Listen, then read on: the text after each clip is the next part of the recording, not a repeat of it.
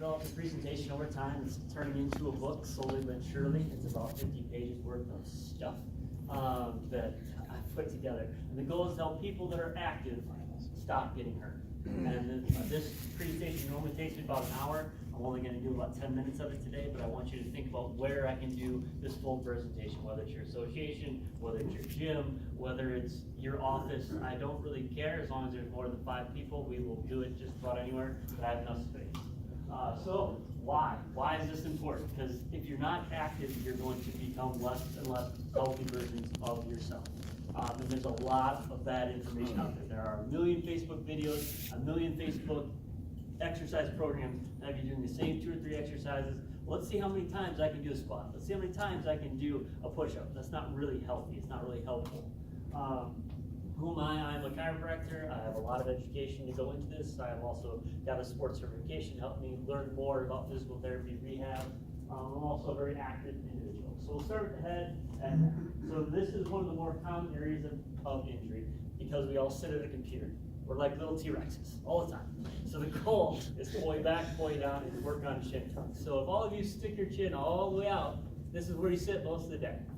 And then if you think about trying to retract it, it's going to start to hurt right here. That's the exercise. That's what we need to work on, is that retraction. Backwards, straight backwards. It's the most important part of this. We work left, we work right, and we can do this all against an exercise ball with an isometric hold. So you hold an exercise ball up against the wall, and you press in. And you try to hold it 10, 15, 20, 30 seconds. The longer you can hold it without shaking and incorporating your upper traps, the stronger, the better it gets.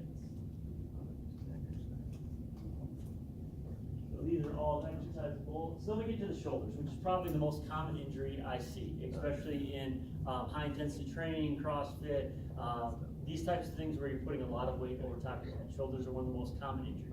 The reason is also posture. So as we go forward, our shoulders get weaker and weaker and weaker because only 1 or 2 muscles are being engaged instead of all of the muscles that are supposed to be engaged. You're in an improper form to begin with. So we spend a lot of time on rotator cuff exercises. So the first exercise that is really important is an in motion. So you start in line with the band and you come across your body.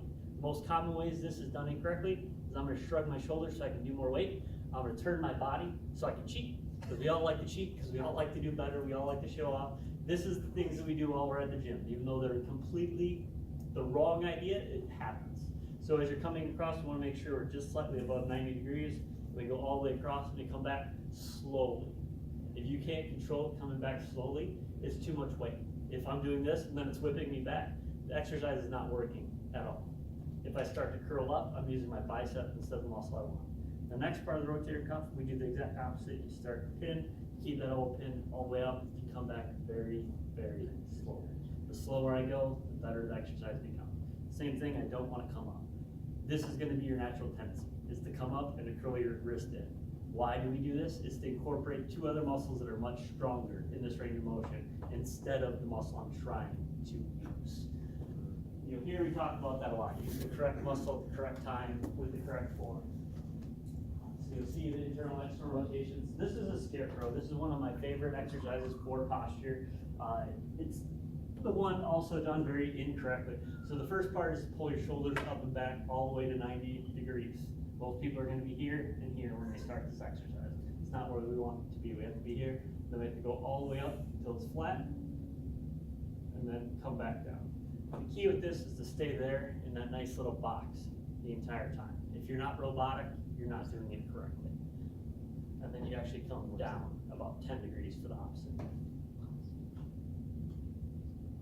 Sword pulls are a really cool exercise because they use all 4 muscles of the rotator cuff. The key with these is to start just like you have an imaginary sword behind you, and then you go up, out, and away, turning at the very end. It should end up just above shoulder length. And the key with this one is to not whip myself towards it and not to let it pull me backwards. This is not the exercise we're going for. That will work some muscles, but not the muscles you want. The goal is, again, control. All of rehab exercises should be done controlled, slow, with purpose. While you will sweat more doing these than you do a lot of other higher intensity exercises because it's aerobic instead of anaerobic, the goal isn't to be out of breath. The goal is to actually control these motions. Oh, exercise ball rotations. So you pin this ball up against the wall, and then you're going to rotate it while it's pinned in this 90-degree, and you go around.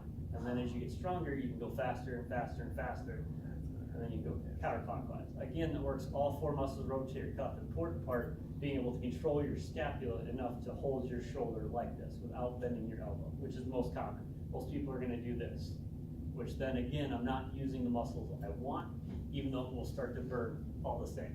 And most of you are gonna try to do that, even pinning your shoulder like that and trying to control your scapula back and forth is a very hard motion to do. We're gonna skip through the elbows today and move on to something that more people in here will probably care about, which is carpal tunnel syndrome, which a lot of people in here are like, I'm gonna get carpal tunnel, I work on a computer all the day. It's not an inevitability. There's a lot of things you can do to help prevent, slow down, stop carpal tunnel from happening, and then once it is happening, you can also reverse the symptoms. The most important thing that you're going to get at your house is a golf ball at your office. Why do I need a golf ball, Dr. Roy? Because it's an excellent roller. You can roll this anywhere. And you start with rolling the inner part of your hands, you press down as hard as you can, and you roll it. And ideally you use some kind of hard surface, go back and forth on, and then you do the same thing up your forearm. All the way up, all the way down, all the way up, all the way down. Not on the back, all the way up, all the way down. And this won't feel spectacular while you're doing it. In fact, it will hurt a little bit.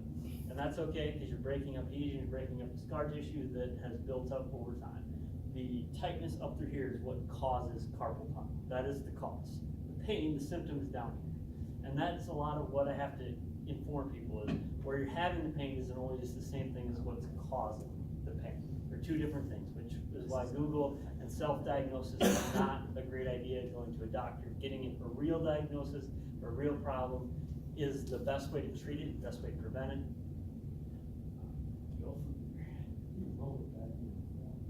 Same thing. I would take a foam roller or a baseball bat or a can of soup.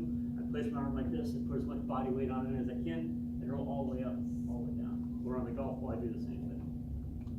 All the way up, all the way down on a hard surface. And if you don't want to get on the floor, if you don't have a counter, you can do it off the wall as well, just not as much pressure. You don't need a lot of equipment to accomplish a lot of this. The weakest motion that we have in our wrist is up and extended. So if you try to hold your hands out like this, all the way up, all the way extended, you'll notice that it burns almost instantly. Because we're always curled, we're always gripping.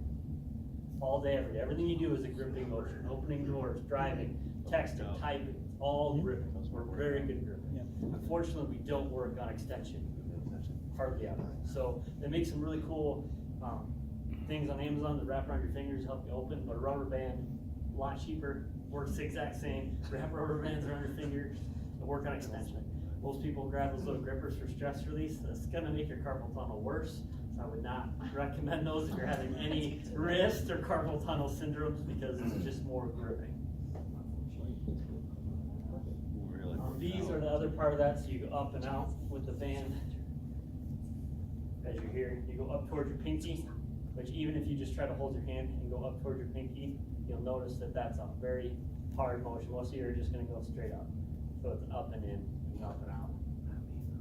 Very hard motion. You don't need a lot of weight. You don't need a lot of resistance at first. Eventually you get stronger and stronger, but you'll feel a burn on the inside and outside of your arms as you're doing it.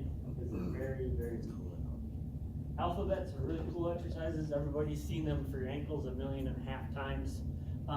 And the goal with these is to take a band and then do an A, and then a B, because then you're using all the muscles in your forearms, not just some of them. The hard part is keeping your elbow extended and you do a 4-range motion. I only have 2 minutes left, so you can pause that, and I'm gonna take some questions.